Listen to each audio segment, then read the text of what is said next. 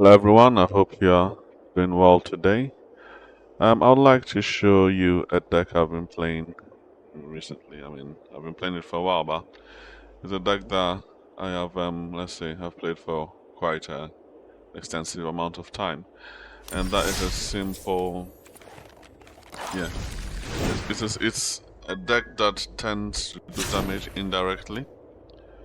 So whether you want it or not, uh, you're still getting hit in a sense that there are very few ways to prevent that type of damage. Why do I say the damage is indirect? Basically, because of these two main cards, Cruel Celebrant. Whenever Cruel Celebrant or another creature or planeswalker you control dies, each opponent loses one life and you gain one life. And the other one is Ayara, First of Locthwain. And when Ayara, First of Locthwain, or another black creature enters the battlefield under your control, each opponent loses one life and you gain one life. And the card also has an ability to, yeah, sacrifice another black creature to draw a card. So it's good for keeping your hand full of cards as well. Um, this is alright. Then the other one, okay, yeah, it's the horrible cat that nobody likes. I think they've even nerfed it, but it's still alright. Cauldron Familiar can't block. Okay, yeah, that's the nerf here. But anyway, when Cauldron Familiar enters the battlefield, each opponent loses one life and you gain one life. Sacrifice a food and return Cauldron Familiar from your graveyard to the battlefield. And this is so basically, and this is the last key card. So these are the key cards that are, let's say, the pillars of the deck. So Cauldron Familiar, which in combination with Witch's Oven, basically I sacrifice the cat. The cat drops food, and I use that food to resummon the cat. So, but this one, what do you call it? Taps. So you can do it only at once. You can do it only once, unless you have a card that untaps it. Then you can be spamming it. And in that case, the only another limit would be the mana cost, which is one. No, which is zero. Yeah. So there's no limit basically. But I am not. I'm not planning to untap and tap on. So I'm just doing something a bit more simple. And also, I have other things to complement it, but we'll look into it in a gameplay video. So let's play a ranked match. Now, is this the best deck in the game in the world? Or, no, I would say not necessarily. I have reached quite high ranking previously with this deck, but it wasn't in the Explorer League. It was, I think, in the Historic or something like that, or Standard, one of them. Um, yeah, it does the job. There are definitely ways to counter it, and I just hoping that nobody gets there. But it's one of those. Let me lower the volume of the game. It's one of those um, cards that, even though one of those decks that, even though, it is more powerful than it looks. Let's put it this way. No fancy, um, legendary or rare cards, but it does the job. So yeah, let me walk you through how I usually play this deck. So I drop my cat. Yeah. And the next time I'll drop the cat and the oven. Then I can start my shenanigans with the cat. With one cat at least. Uh, discard. I don't want to discard. Okay, let me discard the cat. Yeah. At least I can resummon it back somehow. So Skara is thinking. I'm not gonna block anyway, so yeah. He must. Possibly didn't want to. So here the shenanigans begin. Usually, I do tend to do this in the opponent's turn because the opponent might try to destroy Cauldron Familiar. But if I've already sacrificed the Familiar, it will be hard for me to.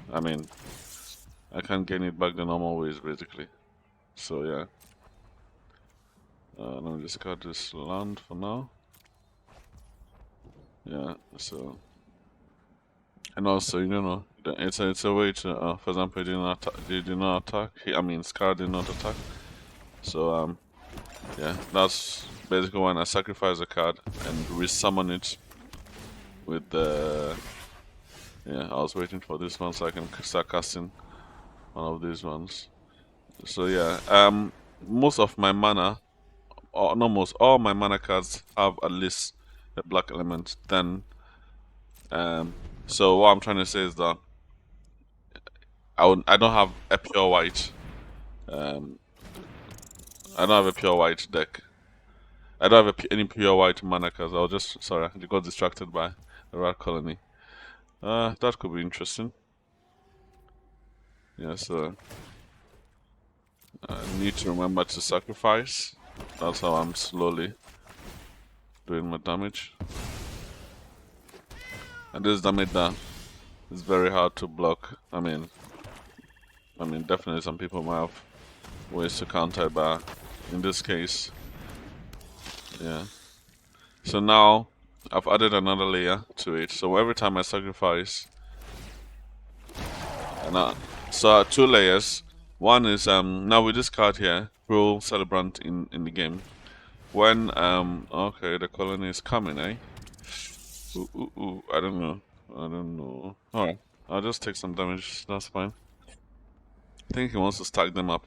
And he's lacking mana, but anyway, yeah. So basically what I'm trying to say is that when I sacrifice a cat, this Cruel Cerebrant's effect activates, and also the cat's effect to activate. So yeah. So that's basically how it works. I might have to sacrifice this one because I need to draw a card. I need to draw a few cards. Okay, that's alright. I don't know. Should I get rid of all his? Oh, let me see. So about this, I'll sacrifice this because I want to use them. I want to use this to kill basically because he has all cards that have one. Oh, I forgot to mention the meat hook. Yeah. Opponent loses. Yeah, that's the meat hook. For anybody, I'll summon it later in case.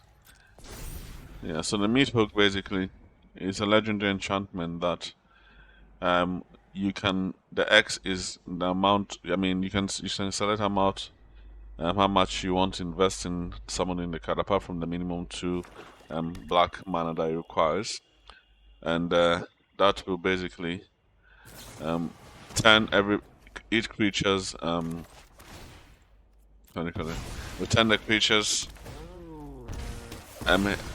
attack and defense to the amount of mana you have sacrificed, and yeah, it synergizes with this deck in a sense that with the other effects, whenever a creature you control dies, each opponent loses 1 life. So added with the Cruel Cerebrant, you can basically, stack a lot of low-cost creatures or tokens, then kill all of them, and basically you can even wipe the whole, you can even wipe the opponent's 20 health just like that. If it's set up properly. Again, a lot of indirect damage that is hard to actually not hard, it's yeah, it's quite annoying to counter, let's put it this way. And obviously you add a few direct damages in the mix because you never know what the opponent might bring, and it's never wise to assume that you have won just because the game is going well. Always be prepared for inconveniences. Yeah. Okay, now I can bring that too. Yeah. Yeah, so that's it basically. So yeah, um, I like it. A very interesting deck. You know, this opponent was a bit mana deprived, but I mean it was just to give you an idea how it works. Yeah. So to keep this video quite contained, I think I will pause it here. And thanks for watching. I hope you enjoyed the deck. If you have any questions about the deck, feel free to ask them in the comments below, and I will answer them as soon as possible. Thanks for watching, and see you on the next video.